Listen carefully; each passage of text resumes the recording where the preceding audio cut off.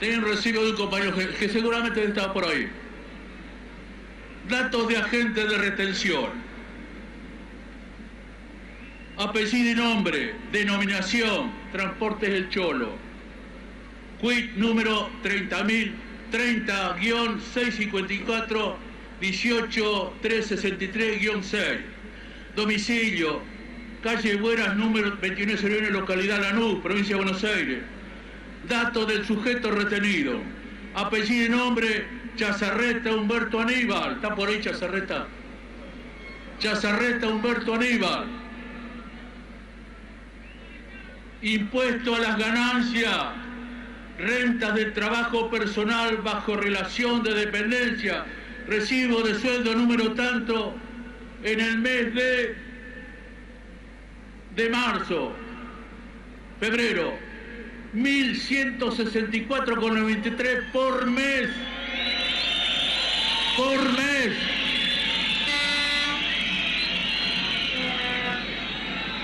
En el mes de junio del 2011, 2.106,60. Esto es la verdad. Esto es la única verdad que es la realidad, como decía el general.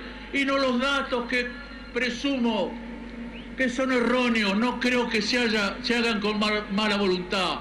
Pero presumo que le informan mal a la presidenta.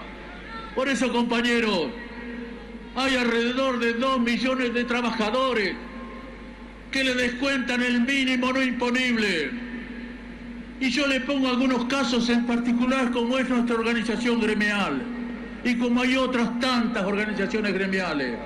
Cuando el trabajador camionero realiza un viaje que le puede durar 3, 4, 5 días, le adelantan el dinero para que en esos 5 días se pague las 5 almuerzos y las 5 cenas. Eso es para comer en el momento que está trabajando. De ahí le descuentan el mínimo no imponible. ¿Cómo es posible, compañeros, que no tengan en cuenta ese tipo de cosas? ¿Cómo es posible que los trabajadores se esfuercen para llevarse un peso más a su casa y se los quede el gobierno?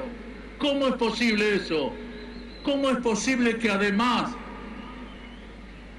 se discrimina cruelmente se discrimina cruelmente a los hijos de los trabajadores? ¿Cómo es posible que a un hijo de un trabajador que gane algo más, 5.201 pesos, no le paguen la asignación familiar? ¿Cómo es posible eso, compañero? Un gobierno que ha dado muestra de su sensibilidad, de todo lo que han manifestado. ¿Cómo es que no se han dado cuenta que no se puede seguir discriminando a los hijos de los trabajadores? ¿Cómo es que hay diferencia entre una criatura y otra criatura? ¿Cómo es que no entran los derechos humanos ahí, compañero? ¿Qué más derechos humanos que una criatura? Ahí deberían el gobierno poner énfasis y solucionar ese problema.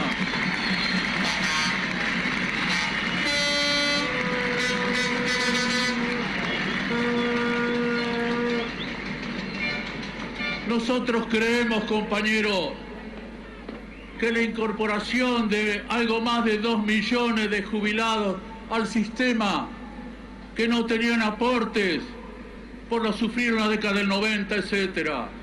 Nosotros creemos que es importante esa medida que se ha tomado, pero consideramos que con el dinero que hay y que son justamente de los trabajadores que aportan para su futura jubilación, hay suficiente dinero para dar un aumento, que el trabajador jubilado tenga un salario digno y no tenga que andar pidiéndole a los familiares o a los vecinos para poder vivir.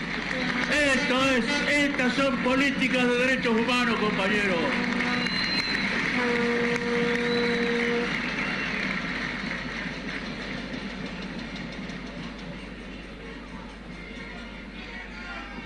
Y ahora también, como ya lo dije anteriormente en otras oportunidades, se quedan con el dinero de las obras sociales.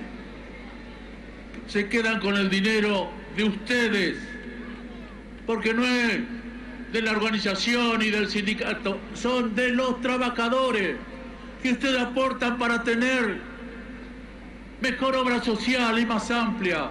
Se queda el Estado con ese dinero. Espero, como nos enteramos hace muy poco tiempo, que se suicidaban los bingos, los casinos. Espero que con el dinero de la salud de los trabajadores no estén suicidando los bingos o los casinos. Esa es otra apropiación que hacen con el dinero de los trabajadores. Pero además, el APE, que es el responsable de devolver los medicamentos de HIV, oncológico, y los gastos que hay con los chicos con capacidades diferentes, tiene un atraso de meses atrás.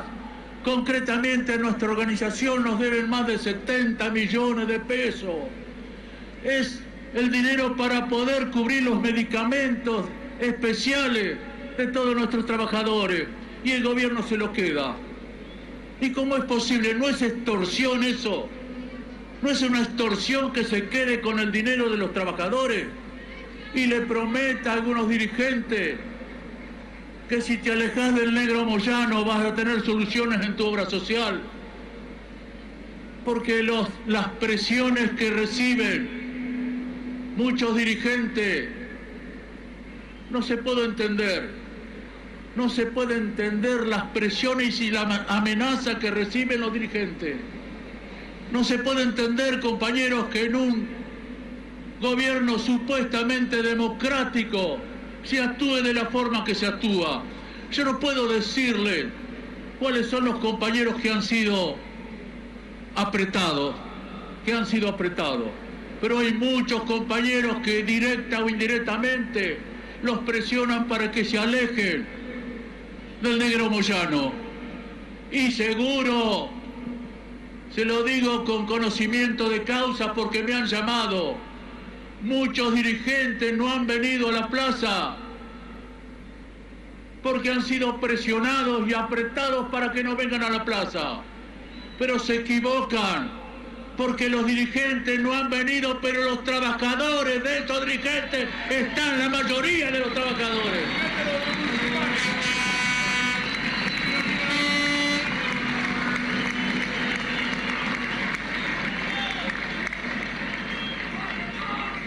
Fíjense, compañero, la discriminación. Fíjense la discriminación. No voy a hacer como Saúl.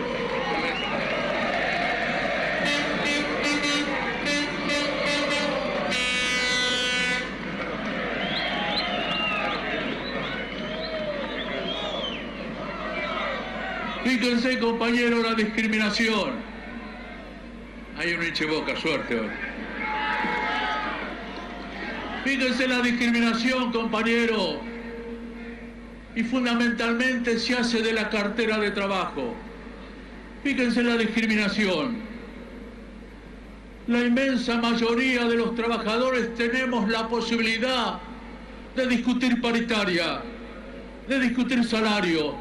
No es una discriminación que muchos trabajadores municipales no puedan discutir salario. No es una discriminación, compañero, que en muchísimos casos no llegan al mínimo vital y móvil. Y los salarios de sus hijos son 60, 70, 80 pesos, de acuerdo a lo que el intendente de cada lugar elabore en el presupuesto municipal. Y se dicen peronistas algunos. Y me salieron a atacar hace pocos días. Me salieron a atacar, Moyano, ¿cómo va un proyecto nacional y popular que ya dejó de ser bastante nacional y bastante popular? ¿Cómo va a atacar a un proyecto de esta naturaleza? Nosotros no estamos atacando a nadie. Nosotros estamos reclamando lo que legítimamente le corresponde a los trabajadores. Esta es la diferencia. Yo no puedo entender, compañero, cómo hay dirigentes que ya lo hicieron en la década del 90. como hay dirigentes que lo que dicen a gritos a solas lo silencian en el conjunto de la sociedad. Porque yo sí sé que muchos dirigentes gritaban, blasfemiaban, por no decir otra cosa, contra el gobierno porque no le daba respuesta a tal o cual cosa. Y hoy son súbditos de gobierno. Hoy reciben expresas directivas del gobierno. Por eso no puedo entender, o mejor dicho, sí lo entiendo. En la década del 90 hacían lo mismo. Cuando nosotros militamos en el MTA y en la CGT disidente, muchos de esos dirigentes nos decían: ustedes protesten, ustedes peleen, que nosotros cobramos. Y ahora van a hacer lo mismo, se están ofreciendo el dinero del APE, de las obras sociales, ya lo están ofreciendo. Entonces, esta es la diferencia con los que preferimos perder con dignidad y no ganar con vergüenza. Esta es la diferencia de los dirigentes, compañeros.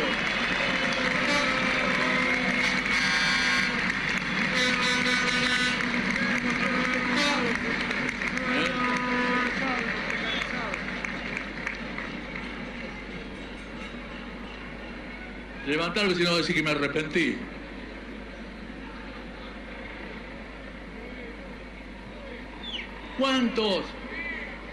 ¿Cuántos trabajadores precarizados tenemos? Por eso hay un proyecto de ley, espero que los legisladores la voten. Hay muchos legisladores acá presentes que le agradecemos su presencia. Espero que los legisladores voten la terciarización para evitar que sigan precarizándose las tareas y explotando a los trabajadores. Pero me está refiriendo al Ministerio de Trabajo.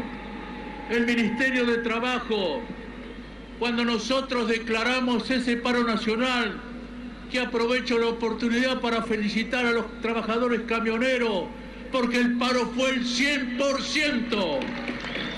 Aprovecho para felicitarlos y agradecerles. Recuerdo cuando Evita le decía al general, ya en los últimos minutos de su vida: Juan, no te olvides de los pobres, que ellos nunca te van a traicionar. Por eso yo no me olvido de los trabajadores, que los trabajadores no traicionan a quienes rinden y a quienes son leales, compañeros. Y decía, el Ministerio de Trabajo nos comunica la conciliación obligatoria. Como sabían que no lo íbamos a acatar, nos comunican a las pocas horas que nos iban a quitar o suspender la personalidad gremial a través de la denuncia que iban a hacer a la justicia. Y a las pocas horas más nos ponen una multa de 4 millones de pesos. En poco menos de 10 horas hicieron todo junto. Cuando eso normalmente lleva 60 días. 60 días de tiempo cuando uno contesta y ese tipo de cosas. En 9 horas y pico nos decretaron las 3 cosas. Y se creía que nos íbamos a asustar. Pero no se dan cuenta que a nosotros la adversidad nos fortalece. No se dan cuenta que cuando más presionados estamos, más nos fortalecemos. No se dan cuenta estos señores que tienen que cambiar la actitud, y no porque nosotros seamos soberbios ni nada que se parezca. Somos nobles,